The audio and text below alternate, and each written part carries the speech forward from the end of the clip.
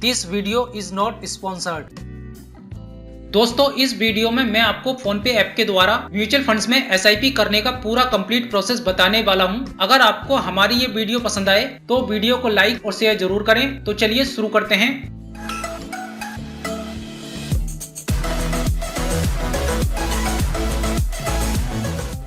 PhonePe app को open करेंगे तो आपको इस तरह का यूजर इंटरफेस देखने को मिलेगा। नीचे कुछ ऑप्शन दिए हैं जैसे कि होम, क्रेडिट, इंश्योरेंस, वेल्थ और हिस्ट्री। यहाँ जो वेल्थ का ऑप्शन दिया है इसके ऊपर क्लिक करेंगे, आपके सामने इस तरह का पेज ओपन हो जाएगा। पेज को स्क्रॉल डाउन करके थोड़ा सा नीचे आएंगे। यहाँ पर इन्वेस्टमेंट आइडियाज दिखाए गए हैं, जैसे कि सबसे पहला है बेस्ट एसआईपी फंड्स। आप इसके ऊपर क्लिक करोगे तो आपके सामने बेस्ट एसआईपी फंड्स आ जाएंगे, जिसमें आपको हाई ग्रोथ मिल सकता है। कोई लॉक इन पीरियड नहीं है, आप लंबे समय के लिए इन्वेस्ट कर सकते हो और बिगनर्स के लिए अच्छा है। ये जो फंड्स हैं फोनपे रिसर्च टीम के द्वारा सजेस्ट किए गए हैं। यहाँ पर फंड का नाम और टाइप दिया है, किस टाइप का फंड है। यहाँ पर पिछले 3 साल के रिटर्न्स दिखाए गए हैं, किस फंड ने कितने % का रिटर्न दिया है। यहाँ पर आप मिनिमम इन्वेस्टमेंट अमाउंट देख सकते हैं, किस फंड के अंदर आप कम से कम कितने रुपए से इन्वेस्टमेंट कर सकते हैं। आप इनमें कम से कम 100 रुपए, 500 रुपए और 1000 रुपए से इन्वेस्टमेंट शुरू कर सकते हैं। और यहाँ पर फंड का साइज दिया है।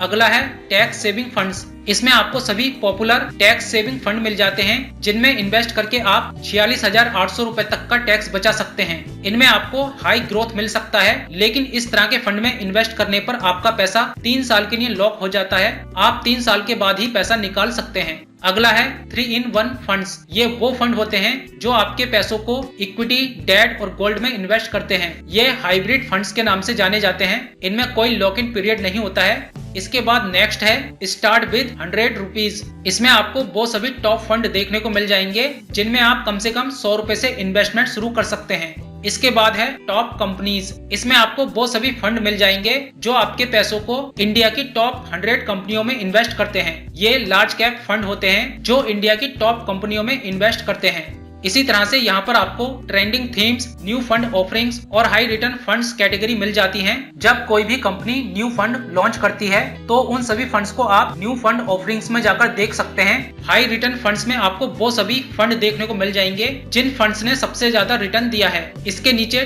टॉप फंड्स दिए हैं जिन पर आप फोकस कर सकते हैं, जैसे कि SBI contra fund, quant flexi cap fund, HDFC large and mid cap fund, Parag Parikh flexi cap fund और ICICI prudential value discover fund.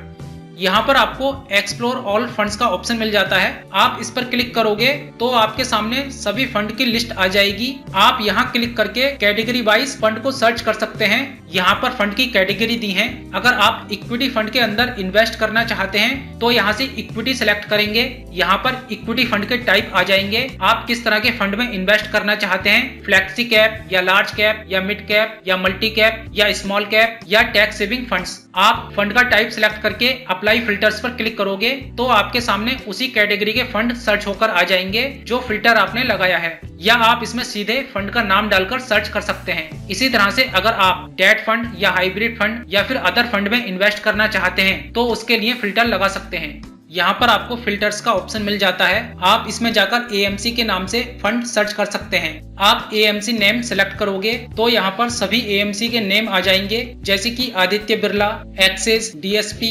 Edelweiss, grow, HDFC। जितने भी AMC हैं वो सभी आपको यहाँ पर मिल जाएंगे। आप जिस AMC के फंड में इन्वेस्ट करना चाहते हैं उसे सेलेक्ट करके अप्लाई फिल्टर्स पर क्लिक करेंगे तो आपके सामने उसी AMC के सभी फंड आ जाएंगे। जैसे कि मैंने निप्पॉन इंडिया AMC को फिल्टर किया है तो यहाँ पर निप्पॉन इंडिया के सभी फंड की लिस्ट आ गई है। और अगर आप रिस्क के ऊपर क्लिक करोगे तो आप यहाँ से अपने रिस्क के हिसाब से भी फिल्टर लगा सकते हैं। आप जितना रिस्क ले सकते हैं उसे सेलेक्ट करके अप्लाई फिल्टर्स पर क्लिक करेंगे तो आपके रिस्क के हिसाब से यहाँ पर सभी फंड सर्च होकर आ जाएंगे। यहाँ अगला फिल्टर है रिटर्न्स। आप रिटर्न के हिसाब से भी फंड को सर्च कर सकते हैं। आप यहाँ पर रिटर्न्स के हिसाब से हाई टू लो और फंड साइज के हिसाब से हाई टू लो सर्च कर सकते हैं, या मिनिमम इन्वेस्टमेंट के हिसाब से लो टू हाई करके सर्च कर सकते हैं। चलिए यहाँ से बैक चलते हैं। इसके बाद यहाँ पर म्यूचुअल फंड की कैटेगरीज दी हैं। सबसे पहली कैटेगरी है लार्ज कैप फंड्स। जिन कंपनियों का मार्केट कैपिटलाइजेशन 20,000 करोड़ या इससे ज्यादा होता है वे सभी कंपनियां लार्ज कैप कंपनी की कैटेगरी में आती हैं। इस कैटेगरी के अंदर दिए फंड्स में पैसा इन्वेस्ट करने पर रिस्क बहुत कम होता है। रिस्क कम होने के साथ साथ इसमें रिटर्न भी कम मिलता है। अगर आप रिस्क नहीं लेना चाहते हैं तो आप इस कैटेगरी में दिए म्यूचुअल फंड्स में निवेश कर सकते हैं। इसके बाद दिया है मिड कैप। जिस कंपनी की मार्केट वैल्यू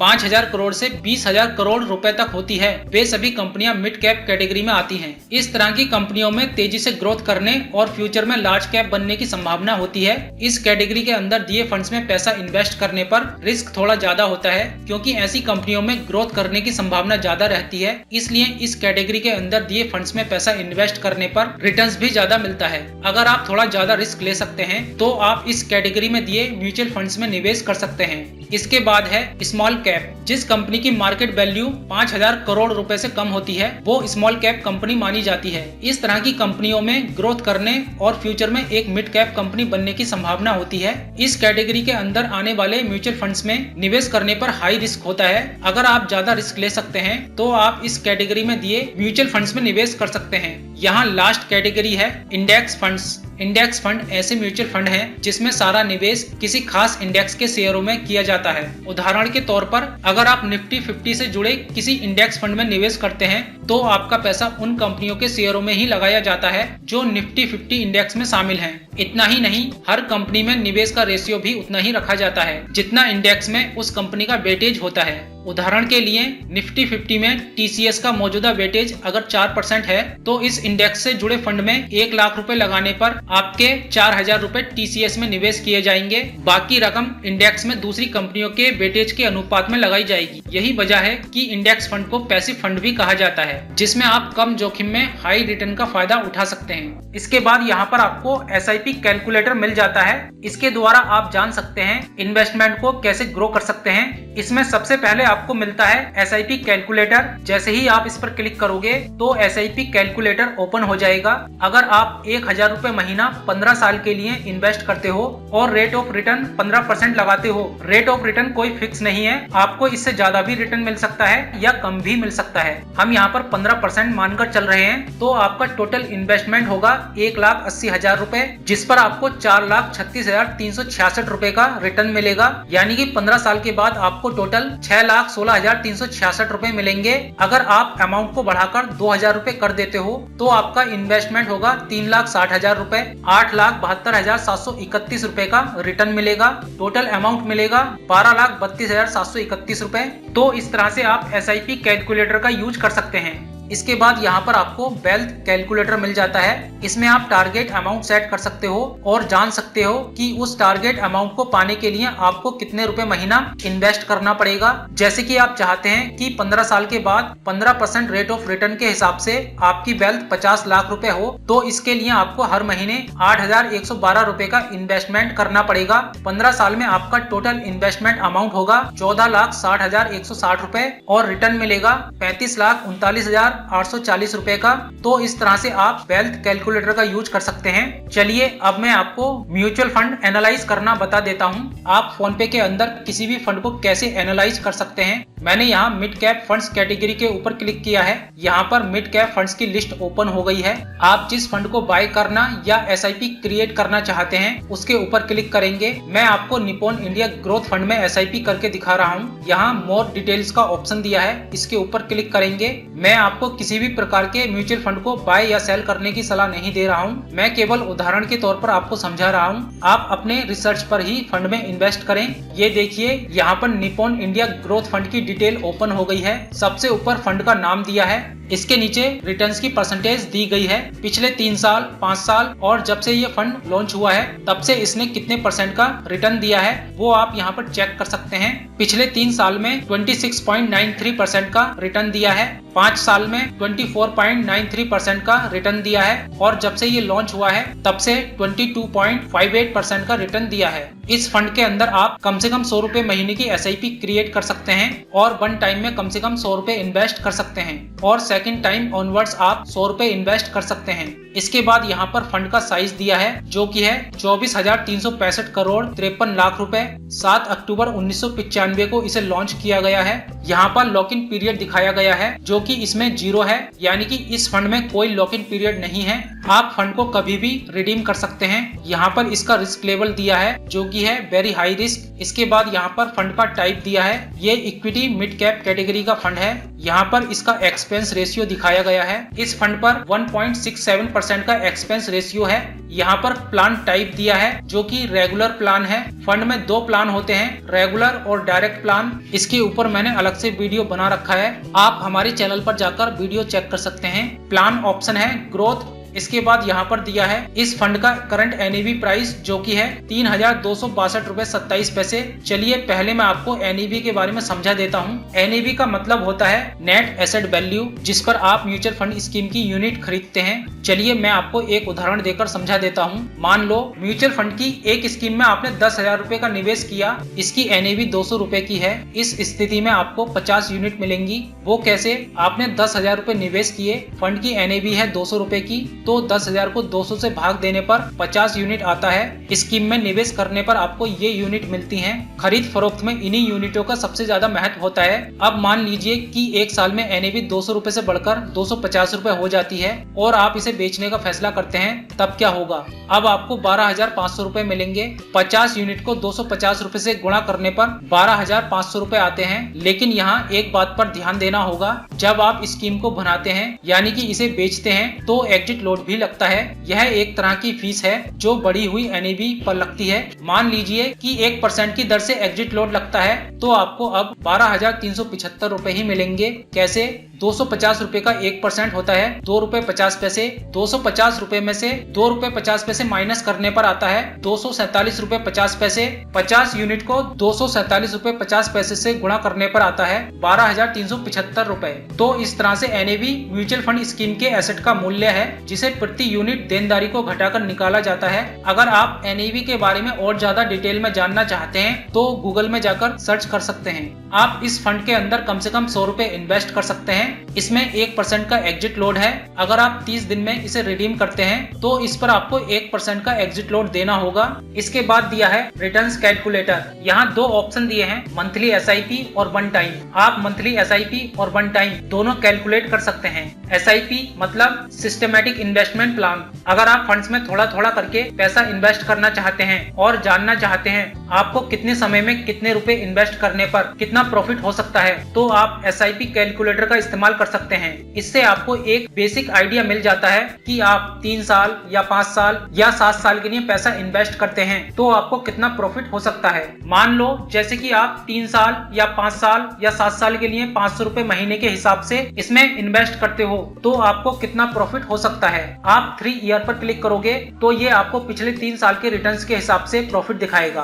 5 ईयर पर क्लिक करोगे तो पिछले 5 साल के रिटर्न्स के हिसाब से प्रॉफिट दिखाएगा। ऐसे ही पिछले 7 साल का प्रॉफिट देख सकते हैं। यहाँ पर एफडी से भी कंपैरिजन करके दिखाया गया है। फंड में इन्वेस्ट करने पर आपको एफडी से ज्यादा रिटर्न्स मिल सकते हैं। इसी तरह से आप वन टाइम के लिए भी कैलकुलेट करके देख सकते हैं। तो ये थी फंड एनालाइज करने की पूरी प्रोसेस। चलिए अब फंड में इन्वेस्ट करना सीख लेते हैं। अगर आप एक ही बार में निवेश करना चाहते हैं तो आप वन टाइम चूज करके इसमें इन्वेस्ट कर सकते हैं, और अगर आप हर मंथ थोड़े थोड़े पैसे इसमें इन्वेस्ट करना चाहते हैं तो यहाँ से मंथली एसआईपी चूज करेंगे। इसमें रुपए डालेंगे। इसमें आप कम से कम 100 रुपए से मंथली एसआईपी शुरू कर सकते हैं। मैं 100 रुपए महीने की एसआईपी करके दिखा रहा हूँ। मैंने इसमें 100 रुपए डाल दिए हैं। नीचे प्रोसीड टू इन्वेस्ट का ऑप्शन दिया है, इस पर क्लिक करेंगे। आपके सामने इस तरह का पेज ओपन हो जाएगा। आप यहाँ से भी मंथली एसआईपी या वन टाइम चूज कर सकते हैं। इसके बाद यहाँ से एसआईपी की डेट चूज करेंगे, यानी कि आप महीने की कौन सी डेट में इंस्टॉलमेंट जमा करना चाहते हैं। जैसे कि अगर आपकी सैलरी महीने की 1 तारीख को आती है तो आप 5 तारीख सेट कर सकते हैं। अगर सैलरी 5 तारीख को आती है तो आप 10 तारीख सेट कर सकते हैं, और अगर 10 तारीख को सैलरी आती है तो फिर आप 15 तारीख सेट कर सकते हैं। आपको जैसा ठीक लगे आप अपने हिसाब से इसे सेट कर सकते हैं। मैंने 5 तारीख चूज की है। इसमें रुपए डालेंगे। आप जितने रुपए महीने की एसआईपी करना चाहते हैं इसमें उतने रुपए डाल देंगे। इसके बाद इन्वेस्ट नाउ के ऊपर क्लिक करेंगे। इसमें आपको अपना पैन नंबर डालना है और लेट्स बिगिन के ऊपर क्लिक कर देना है। इसके बाद पैन डिटेल्स को कंफर्म करेंगे। अब यहाँ पर एडिशनल डिटेल डालेंगे। सबसे पहले इसमें ईमेल आईडी एंटर करेंगे, इसमें सेल्फ रखेंगे, इसमें डेट ऑफ बर्थ एंटर करेंगे, यहाँ से जेंडर चूज करेंगे, आप मेल हैं या फीमेल हैं, इसमें फादर का नाम डालेंगे, यहाँ से एनुअल इनकम चूज करेंगे, आप साल में कितना कमा लेते हैं, यहाँ से रिलेशन चूज करेंगे, आपका नॉमिनी के साथ क्या रिश्ता है, इसमें नॉमिनी का नाम एंटर करेंगे। इसके बाद यहाँ से मैरिटल स्टेटस चूज करेंगे, आप मैरिड हैं या अनमैरिड हैं। इसके बाद इन तीनों चेक बॉक्स में टिक करके प्रोसीड पर क्लिक करेंगे। प्रोसीड पर क्लिक करते ही आपके मोबाइल नंबर पर 5 अंकों का एक OTP कोड सेंड हो जाएगा, जिसे इसमें डालकर सबमिट कर देंगे। आपकी KYC सबमिट हो जाएगी, इसे ओके कर देंगे। इसके बाद आपके मोबाइल नंबर पर फिर से एक OTP कोड सेंड हो जाएगा, जिसे इसमें डालकर सबमिट कर देंगे। इसके बाद आपको ऑटो पे की सेटिंग करनी है। यहाँ से आप बैंक अकाउंट चूज कर सकते हैं। आप जिस बैंक अकाउंट से ऑटो पे का सेटअप करना चाहते हैं, यहाँ से उस बैंक अकाउंट को चूज करके अप्लाई पर क्लिक करेंगे। इसके बाद इन्वेस्ट एंड स्टार्ट SIP के ऊपर क्लिक करेंगे, इसमें UPI पिन डालकर ओके करेंगे। ओके करते ही पेमेंट और ऑटो पे के लिए प्रोसेसिंग शुरू हो जाएगी। ये देखिए पेमेंट कंप्लीट हो गया है और हर महीने की 5 तारीख के लिए ऑटो पे सेट हो गया है। आप यहाँ क्लिक करके पेमेंट डिटेल चेक कर सकते हैं और यहाँ क्लिक करके SIP की डिटेल चेक कर सकते हैं। इसे डन कर देंगे। इसके बाद यहाँ पर पोर्टफोलियो ऑप्शन शो होने लगेगा, आप इस पर क्लिक करके पोर्टफोलियो चेक कर सकते हैं। जैसे ही आप इस पे क्लिक करोगे आपका पोर्टफोलियो ओपन हो जाएगा। यहाँ पर आपको 3 ऑप्शन देखने को मिलेंगे, व्यू एक्टिव ऑर्डर्स, माई SIP और माई ऑर्डर्स। आप इसमें जितने भी SIP करोगे उन सबको आप माई SIP में जाकर चेक कर सकते हैं। हमने केवल एक SIP किया है जो कि प्रोसेस में है, इसके ऊपर क्लिक करके इसकी डिटेल देख सकते हैं। इस प्रोसेस में 1 दिन का समय लग सकता है। जब तक ये कंफर्म नहीं होगा तब तक आप इसे मॉडिफाई या डिलीट नहीं कर सकते हैं। आप जितने भी ऑर्डर प्लेस करोगे उनको आप माई ऑर्डर्स में जाकर चेक कर सकते हैं। जैसे कि ये वाला ऑर्डर हमने अभी किया है, इसके ऊपर क्लिक करके इसकी डिटेल देख सकते हैं। ये देखिए 100 रुपए का पेमेंट डन हो गया है और इन्वेस्टमेंट एक्सेप्ट कर लिया गया है। यूनिट एलोकेशन प्रोसेस में है, 13 मार्च को यूनिट अलॉट कर दिए जाएंगे। आप यहाँ क्लिक करके पेमेंट डिटेल चेक कर सकते हैं। यहाँ पर आपको पेमेंट डिटेल देखने को मिल जाती है। आप यहाँ क्लिक करके ऑटो पे को मैनेज कर सकते हैं। यहाँ ऑटो पे की डिटेल दी है और यहाँ पर आपको मॉडिफाई का ऑप्शन मिल जाता है। आप इसके ऊपर क्लिक करके ऑटो पे को मॉडिफाई कर सकते हैं। नीचे ऑटो पे हिस्ट्री का ऑप्शन दिया है, आप इसके ऊपर क्लिक करके ऑटो पे की पेमेंट हिस्ट्री चेक कर सकते हैं। अभी हमने केवल एक ही पेमेंट किया है।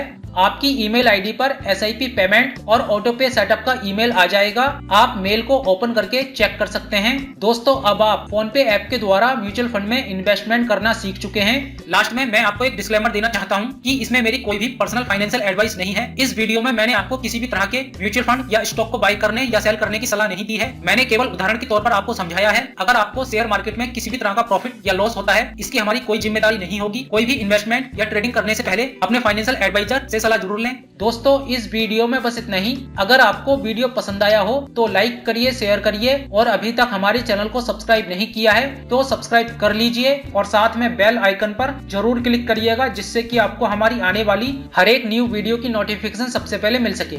Thanks for watching this video.